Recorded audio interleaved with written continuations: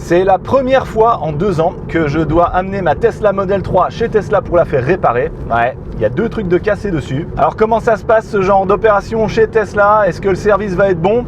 Est-ce que ça va être pris sous garantie? Est-ce que Elon Musk en personne va venir m'accueillir? Eh bien on voit ça tout de suite. Enfin, juste après ça. Garage bagnole et rock'n'roll, garage bagnole et rock'n'roll, garage bagnole et rock'n'roll, garage bagnole et rock'n'roll.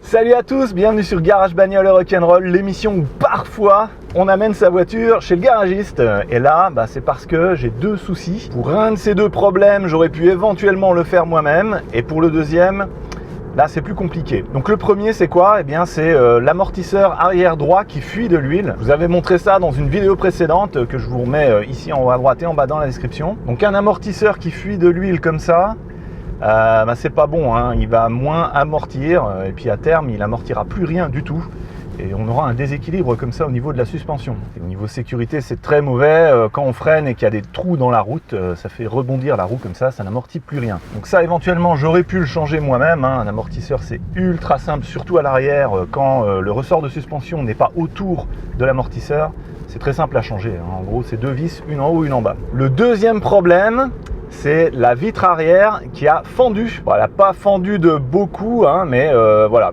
elle a cassé toute seule. Je pense qu'il y a dû avoir un souci un jour où il faisait chaud. Il y a peut-être eu un écart de température important entre l'intérieur qui était climatisé, l'extérieur qui était brûlant. Passer sur une bosse et hop, ça fait casser la vitre. Et là, pour ce deuxième problème, je ne pense pas que je pourrais le faire moi-même, ce genre d'opération. On arrive sur l'autoroute, tunnel. Allô? Ah, je ne vous entends plus. Nul cette blague. Donc ouais, changer une grande vitre comme ça sur une voiture, c'est quelque chose que j'ai jamais fait. C'est peut-être pas impossible de le faire soi-même, mais bon, ça demande, je pense, un peu d'outillage. Et puis surtout, faut avoir la vitre, quoi, hein. Les 2 camions, on va les dépasser. C'est 90 dans le tunnel. Sort du tunnel pour enfin avoir la pluie. Alors quand on a des problèmes comme ça sur sa Tesla, eh bien comment ça se passe pour prendre un rendez-vous? Eh bien c'est ultra simple.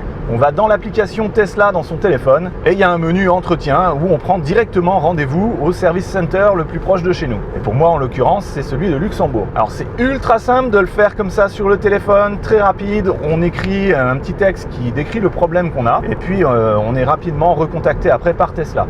J'ai essayé de les contacter par téléphone. Tesla Assistance, bonjour. Oui, bonjour monsieur. Je vous appelle parce que j'ai remarqué que sur ma Tesla Model 3 de 2019, j'ai l'amortisseur arrière droit qui fuit de l'huile et je voudrais savoir s'il est possible de vous acheter une paire d'amortisseurs. D'accord. Normalement, ça doit pas être normal que ça fuit de l'huile, donc je pense que ça pourrait être couvert par la garantie. Ah. Le mieux serait que vous preniez rendez-vous sur l'application pour planifier un entretien. D'accord. Et vous allez voir, vous allez pouvoir rajouter des photos. Okay. Et ça va prendre rendez-vous avec le centre de service et ils reviendront vers vous pour vous donner un devis, faire l'intervention et vous dire si ça sera pris en compte ou pas par la garantie. D'accord. Je vais faire ça. Merci beaucoup monsieur. Je vous en prie, merci à vous. Bonne journée. Au plaisir. Au revoir. Pareillement. Au revoir. Plaisir. Au revoir. Au revoir. Au revoir. Plaisir. Bonne journée. Donc une fois que j'ai pris mon premier rendez-vous comme ça, Tesla m'a contacté pour me demander de passer pour qu'il puisse voir si les problèmes que je décrivais étaient bien pris sous garantie. Donc j'ai été bien accueilli, le gars a regardé la fente, il a regardé s'il n'y avait pas eu d'impact dessus, il n'y a aucun impact, hein, ça s'est vraiment fait tout seul. Donc lui, c'est bien pris sous garantie. Et pareil pour l'amortisseur, il a jeté un œil au travers de la jante, il a vu qu'effectivement ça fuyait pas mal d'huile là-dedans, et donc ça aussi c'est pris sous garantie. Maintenant le truc c'est qu'ils vont me changer qu'un seul amortisseur, celui qui est défectueux, ils vont pas changer les 2 ensemble. C'est un peu dommage, moi j'aurais préféré changer les 2 directement, parce que comme ça je serais reparti avec des amortisseurs qui ont exactement la même performance. Voilà, c'est pas le cas, ma foi, tant pis. Dans cette vidéo, je vais vous donner mon avis sur l'expérience client que j'ai eue chez Tesla. C'est juste mon opinion, d'accord? C'est juste une expérience que je partage avec vous, hein. Et ce n'est en rien représentatif de la globalité, de la qualité des services de Tesla. Alors comment est-ce que ce rendez-vous va se passer? Est-ce que ça va être une opération rapide de faire ce remplacement de vitres et d'amortisseurs? Ou est-ce qu'ils vont en avoir pour plusieurs jours? Et est-ce qu'ils vont me prêter une voiture? Eh bien, j'en sais rien. J'ai eu aucune instruction, donc c'est complètement l'inconnu là. Je vais peut-être rester bloqué à Luxembourgville. Ou peut-être je vais récupérer ma voiture au bout de 2 heures. J'en sais rien du tout, donc je vous retrouve chez Tesla.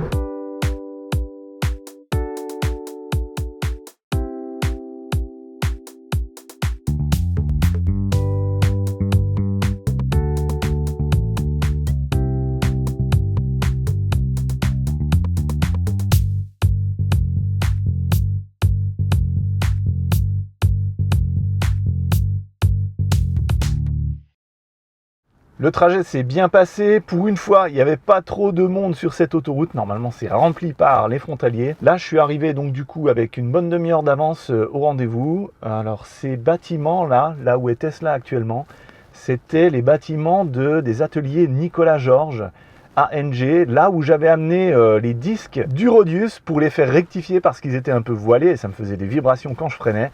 Je vous remets le lien vers cette super vidéo ici en haut à droite et en bas dans la description. Je vais attendre un petit peu. Et puis ensuite, on va aller à l'accueil.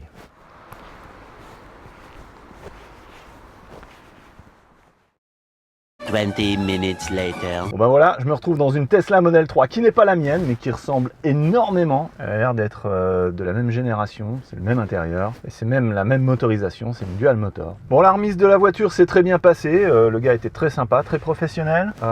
Simplement, voilà, ils n'ont pas beaucoup de voitures à prêter, c'est un peu dommage, ils pourraient nous informer un petit peu avant si oui ou non on aura une voiture de prêt. Mais bon, il a réussi à m'en trouver une quand même. C'est la même Tesla Model 3 que j'ai, même génération, même intérieur, il y a juste la couleur extérieure qui change. Donc là, il n'y a aucun dépaysement. Alors je viens de me rendre compte que cette voiture, elle a l'autopilote et je ne l'ai pas sur la mienne, donc pour moi ça va être la première fois que je vais pouvoir l'essayer. Alors on appuie 2 fois vers le bas, ça marche. Si je lâche maintenant, si je veux changer de voie, est-ce qu'elle change de voie? Oups. Ok, je le remets en route. Je vais aller un peu plus vite. Un petit 115. Ok. Et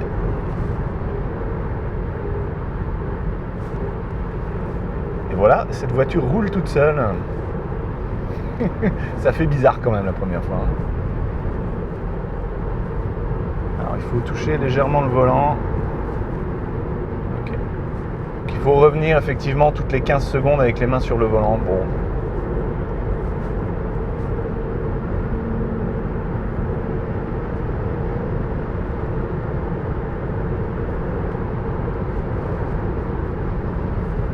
Bon, c'est pas mal, mais c'est un peu gadget quand même, je trouve.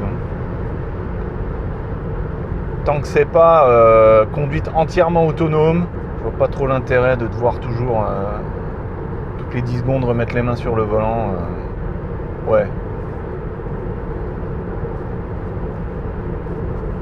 En plus, faut rester attentif, il faut rester évidemment concentré sur la route.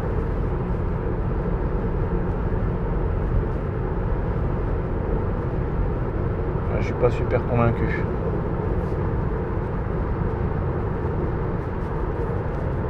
En tout cas, c'est bien, ça me donne l'occasion de l'essayer. Voilà, elle se met à freiner toute seule, on ne sait pas pourquoi. Elle sort, non, je ne veux pas sortir. Ah non, elle avait une navigation n'importe où là. Ok. Je vais essayer de la laisser conduire sans navigation.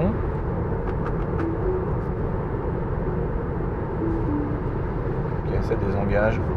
Bon, j'ai peut-être pété un truc. Le propriétaire suivant, il va se retrouver avec... parce que je crois que l'autopilote, si on fait des conneries avec, il remet un petit peu l'apprentissage à zéro et puis il faut montrer patte blanche pour qu'il fonctionne à nouveau à pleine performance. Bref, au moins je l'aurai essayé et puis comme ça je sais que a priori j'en ai pas besoin. Allez, je termine ce trajet en mode conduite manuelle old school et puis on se retrouve ce soir pour récupérer ma voiture. 6.5 hours later. Donc voilà la nouvelle vitre. C'est bien comme ça, j'aurais pas eu à la nettoyer.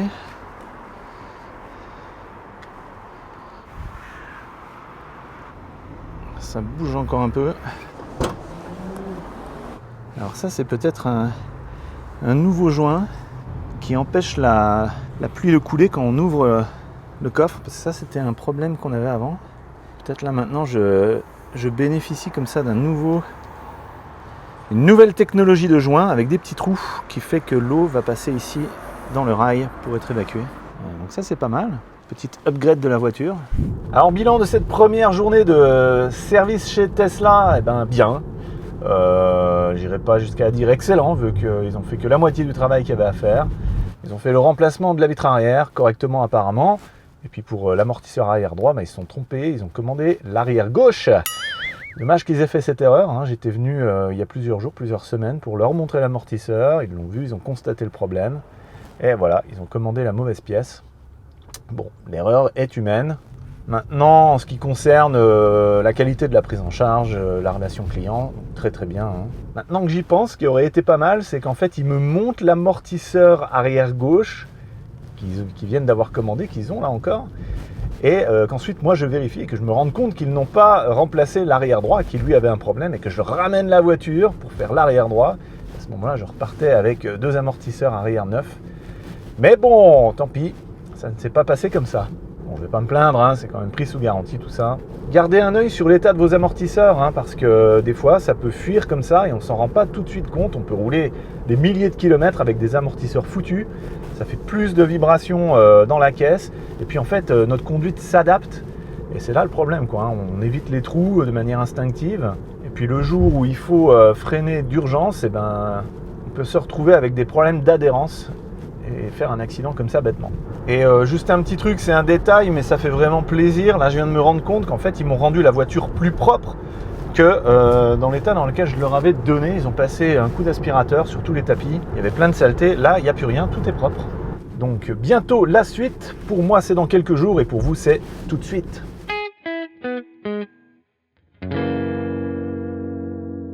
Et nous voici 15 jours plus tard dans la Tesla. Je me rends au service center Tesla pour faire installer l'amortisseur arrière droit. J'espère que cette fois ils ont la bonne pièce. Alors entre temps, je me suis rendu compte de 2-3 trucs qui allaient pas vraiment. Bon, c'est pas trop grave pour certains, sauf pour le dernier.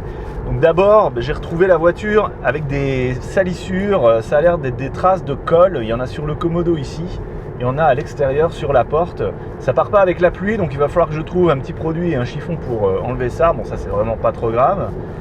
Sinon, j'ai retrouvé une garniture qui est mal clipsée ici à l'arrière gauche. Au travers de la vitre, on voit, ça dépasse, il y a de la mousse. Donc là, je vais leur demander d'aller la clipser correctement. Ils ont dû enlever ça pour mettre en place la vitre, je pense. Bon, ça c'est pas trop grave en soi, c'est juste un peu dommage, je trouve qu'ils prennent pas autant soin de la voiture qu'on pourrait le faire nous-mêmes.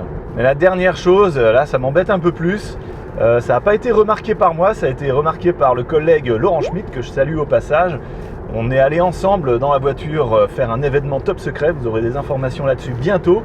Et lui a remarqué que sur la porte conducteur ici, eh bien, il y avait un bon POC en plein milieu de la porte.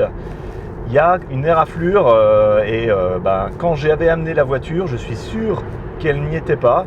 Et quand j'ai récupéré la voiture du service center, j'ai pas remarqué qu'il y avait ce POC. Et c'est lui qui me l'a trouvé, donc 3 jours plus tard. Alors comme j'ai pas tout de suite signalé ce problème, je crois que là tant pis, c'est pour moi. Maintenant c'est pas forcément de la faute des mécanos du service center. Cette éraflure a peut-être été faite sur le parking par quelqu'un avec sa voiture.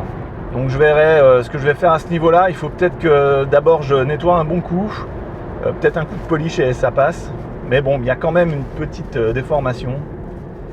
Donc c'est un petit peu gênant parce que cette voiture, ça fait 2 ans que je l'ai, j'en ai toujours pris extrêmement soin. Elle n'a jamais eu d'éraflure. Quand je me gare sur un parking, je me gare toujours au bout du parking, là où il n'y a personne, à droite et à gauche. La voiture, le plus souvent, elle est garée devant chez moi, il n'y a pas de voiture à côté. Et pendant les 2 jours où je l'ai récupérée du service center et où je suis parti avec Laurent, la voiture était comme ça devant chez moi et c'est clairement pas là qu'elle a pu se prendre cette begne. Donc voilà, c'est un petit peu décevant que la première dégradation comme ça intervienne au service center Tesla. Maintenant, une fois de plus, c'est juste mon expérience à moi, c'est pas forcément représentatif du service en général chez Tesla. En tout cas maintenant, je retourne chez eux et on va voir ce que ça donne pour le 2e amortisseur.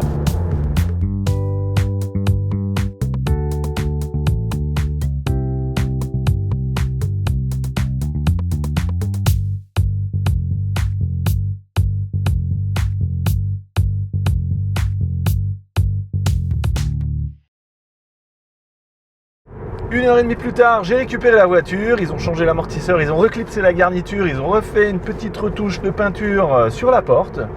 Et je rentre au garage, là on va voir tout ça de près. Maintenant je roule un peu avec là sur l'autoroute et ça se passe bien. Pas de bruit particulier. Donc ça a l'air d'aller.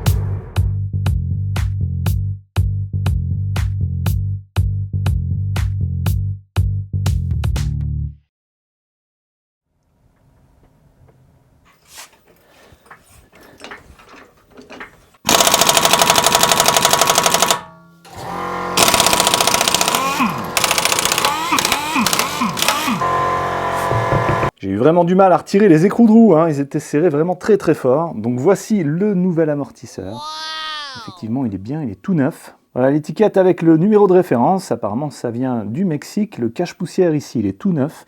Et puis en haut, on a les vis avec une marque dessus. Je pense que ça veut dire qu'ils l'ont serré au couple. À la base de l'amortisseur, j'espère que ce boulon-là, ils l'ont serré avec le triangle mis à hauteur de roulage, histoire que ça ne torde pas le cylindre bloc qui est en bas de l'amortisseur. Mais alors c'est impossible à vérifier. Voilà, j'imagine qu'ils ont fait leur travail correctement. On va partir sur un a priori positif.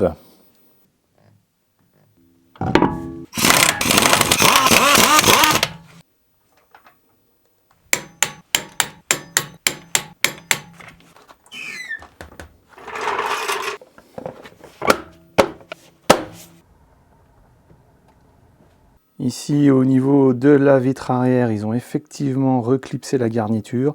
Ça dépasse encore un petit peu là, mais bon, au moins on voit plus la mousse. Et au niveau de la porte conducteur, ils ont fait une retouche de peinture. On voit encore que si on sait où regarder, on voit qu'il y a un petit creux encore, hein. Et puis en dessous, ils m'ont trouvé aussi, là, pareil, là, un accro. Bon. Eh ben tant pis, c'est comme ça. C'est pas éternel une voiture, hein. Au niveau de la facture, ils ont donc remplacé la vitre arrière, ils ont remplacé l'amortisseur arrière, le gauche puis le droit qui était le bon, ils ont fait une vérification au niveau du triangle supérieur de suspension avant. Oui, il y a un rappel constructeur, parfois les rotules qui sont là prennent du jeu et font beaucoup de bruit. C'était pas le cas sur ma Model 3, mais peut-être que ça va arriver.